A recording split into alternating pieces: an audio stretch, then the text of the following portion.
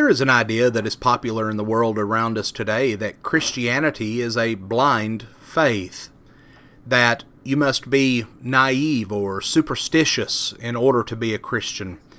Well, as we began seeing yesterday, those who reject Christ are the ones who are actually taking the blind stance. For we see evidence all around us that attests to the fact that Jesus is the Son of God and that the church that He established is the way to heaven. We began yesterday by looking at the historicity of Jesus, by looking at the fulfilled prophecies concerning Jesus, and the character of Jesus. And where we're going to pick up our study today is by looking at the teaching of Jesus. Jesus' teaching was different from every other teacher. It transcended all that the philosophers and the sages of the past, present, and future ever taught, because He taught God's truth as one who had come from the Father. He spoke as one with authority, John 7, verses 16 and 17. He emphasized not only performing the right action, but also having the right kind of heart. Jesus presented Himself and His way of living as the only possible means of salvation. John 14 and verse 6, He said, I am the way, the truth, and the life, and no one cometh unto the Father but by me. He declared that His words would serve as the standard of judgment on the last day, John 12 and verse 48. But we see that the things that He had to say and the way that He said them left people amazed. They were shocked. The crowds were amazed at His teaching because He taught as one who had authority and not as their teachers of the law. He wasn't like those that they were used to hearing. His teaching was different.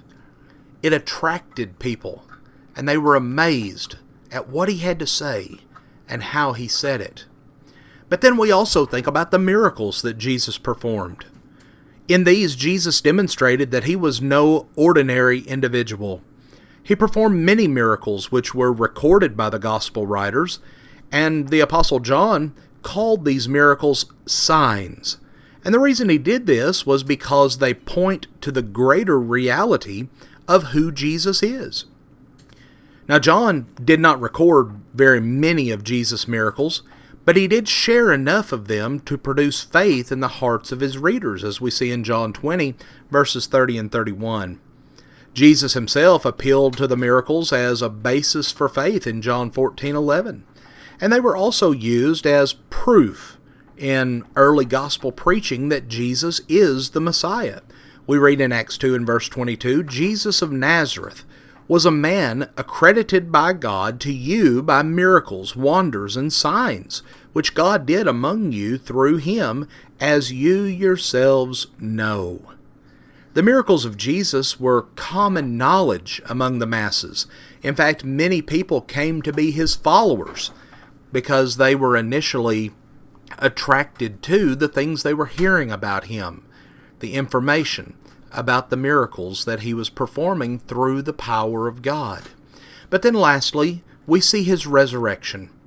Jesus ultimately overcame death, being raised never to die again.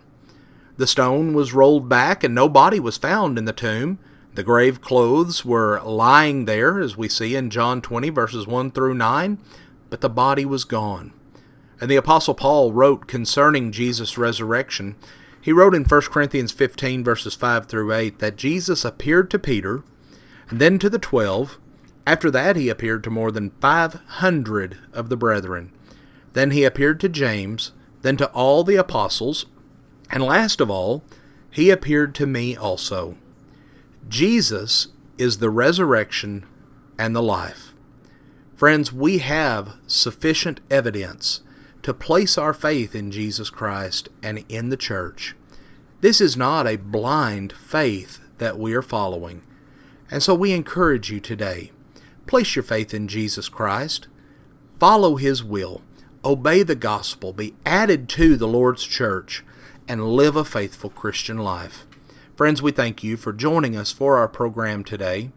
and have a blessed day.